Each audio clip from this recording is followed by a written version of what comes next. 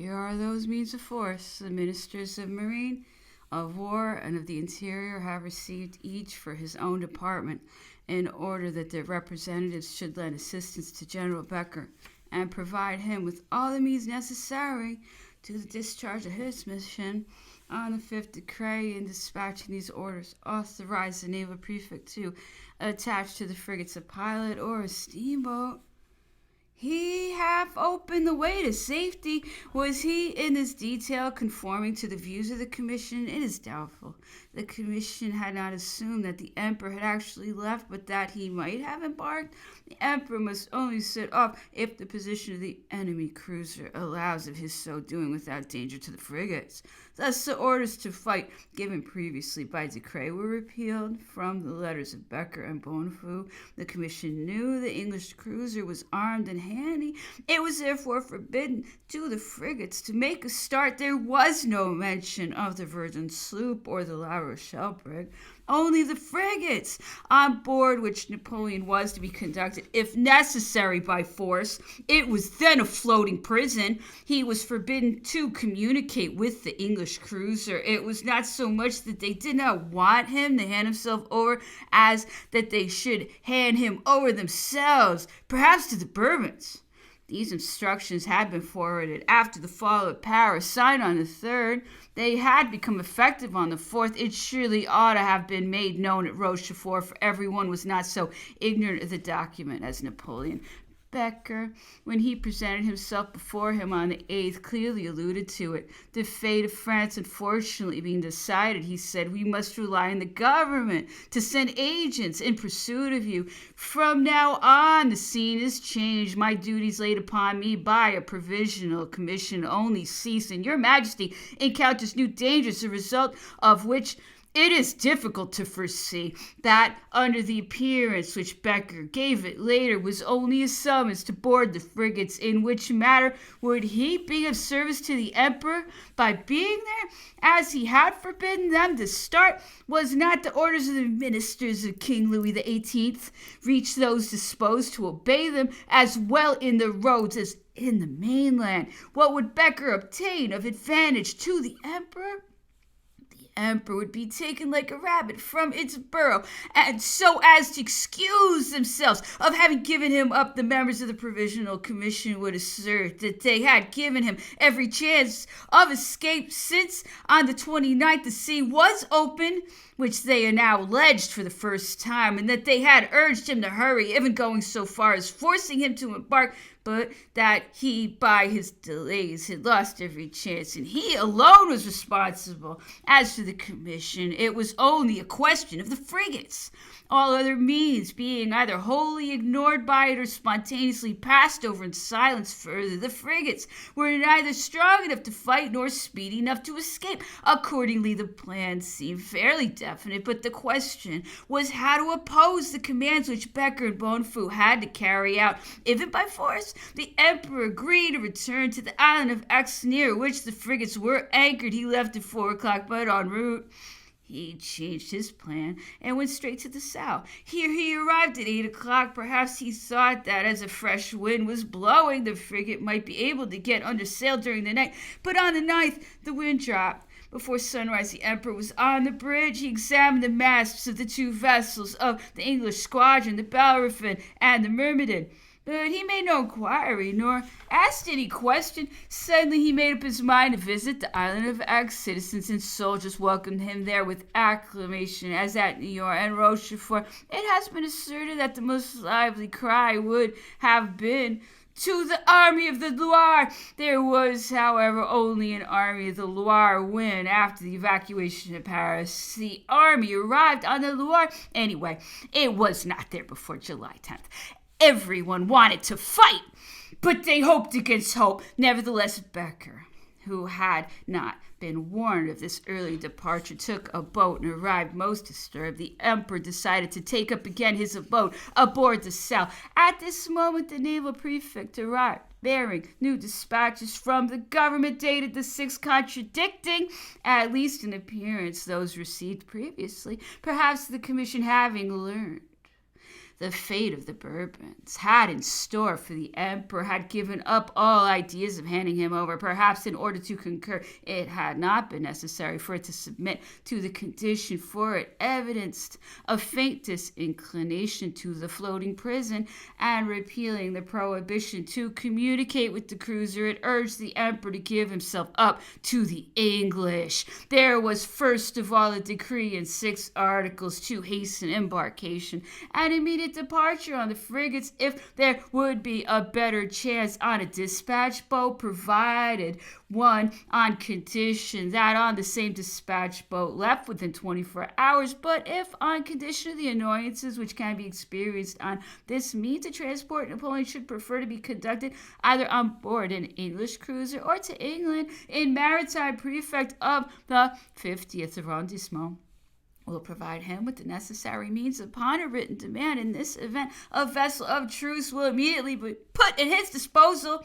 In no case, it continued, is the commander of the vessel appointed to carry Napoleon to land him under pain of high treason on any point whatever on French territory. Dispatches from Decree gave notification of this decree and laid stress on the point that in the event of the emperor leaving on a dispatch boat, and in the event of his being conducted by such a vessel to the English cruiser, he must draw up a written demand. Decrees added, the least delay may have fatal consequences, for who can be sure that these arrangements made with an eye to his personal safety may not in a short time present insurmountable obstacles?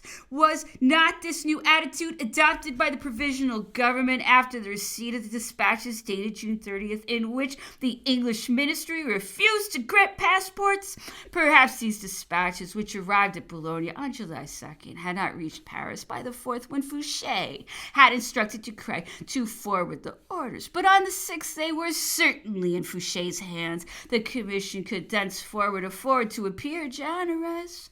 They granted the dispatch boat, which was of no avail to Napoleon, and which could not be ready immediately for such a voyage. Whatever solution he adopted, the commission laid their responsibility on his shoulders. Such being the state of affairs, to try and leave for the United States appeared madness and scarcely possible. The emperor had gone aboard the Sal, the commander of which could not, under penalty of high treason, land him on any part of French territory. Another way of getting there was, as Joseph did, to reach the river by land from Bordeaux, to embark there incognito on a merchant ship without escort, to leave the roads on the frigates appeared impossible. All that remained was to approach the English openly, to find out from them what they intended to do with him, and to ask them either to free the passage to the United States or to demand a refuge in some part of England or Scotland. Napoleon then got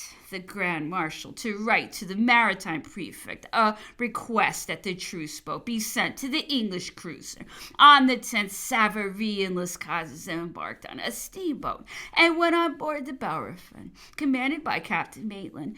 There were the bearers of a letter in which General Bertrand informed the commander of the English station that the Emperor Napoleon, having abdicated and selected the United States of America as his retreat, had embarked on the 2 frigates which were in the roads to convey him to his destination, and asked him if he knew anything of the safe conduct of the English government which had been made known to the Emperor, or if he thought that government intended to put any obstruction in the way of crossing to the United States. If the government commission had hinted that on the 29th the maritime prefect had announced that the cruiser had been removed and that the passage was unimpeded, we must assume that Bonfou had received the same information, which was dispelled as quickly as it was acquired. On June 27th he had announced that the English cruiser is at this moment so near the coast that all exit is barred to the frigates. He was not content to assert it only in his dispatches to the minister, for on July 1st he had formally announced it to Becker in a letter which Monsieur de Carengal had brought to New York. Upon arrival at Rochefort, the council of naval officers on duty or on leave, summoned in consequence, had unanimously asserted that the frigates could not evade the cruiser, and thereafter all theories had been directed towards finding some other means of reaching the open sea.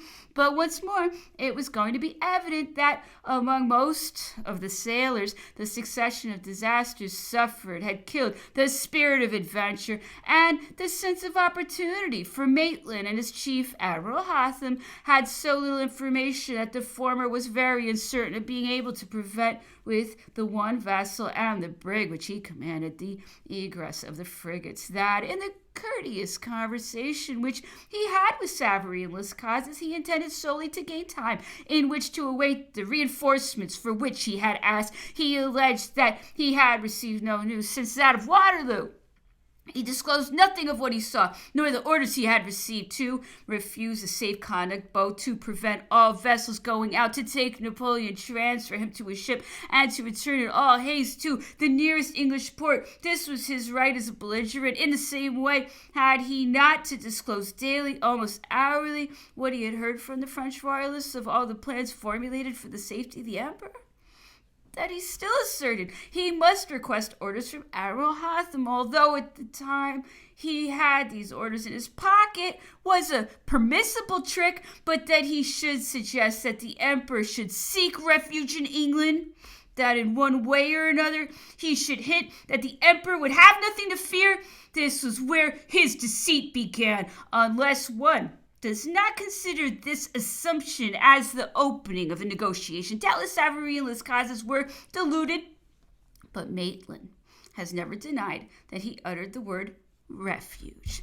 On both sides, indiscretions had been committed, some intentionally, others not so. Not knowing that Las Casas understood English, Maitland had let slip some words to a junior officer, proving that he was being kept better informed than he wished to appear. Las Casas, on his side, had very opportunely spoken of a merchant vessel which was departing through the straits of Antioch or Malmaison, possibly by the Gironde. This put Maitland on his guard.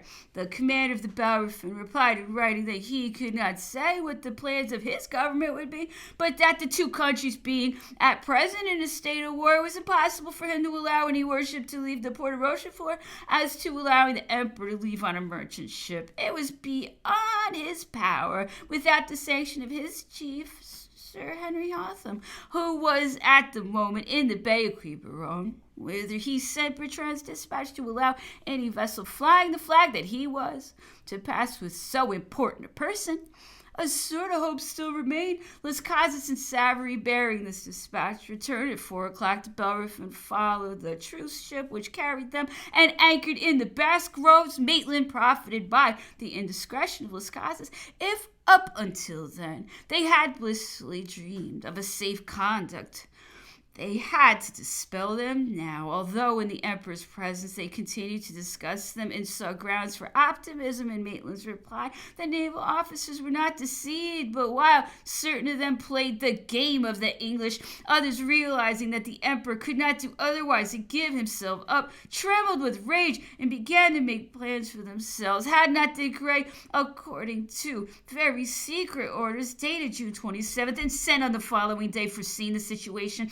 If one of the frigates must be sacrificed, Poney, with his Medusa and the complete crew, offered themselves, and while they were being slaughtered, the Sao could make for the open sea. Orders were given by Philibert, the divisional commander. Everybody must fight, even the brig, and Pervier appointed to the aid of the Medusa, and these orders were repealed. Why? Was it the action of the maritime prefect, who was a royalist and wishing to hand in his resignation on the return of the emperor, and never ceasing since June 27th to announce the reinforcement of the squadron, although the English admiral in a letter to Captain Maitland declared himself quite unable to send him even a frigate? Despite the very secret orders dated the 27th, was Bonfou concerned with definite instructions, and did he want nothing to compromise the two frigates?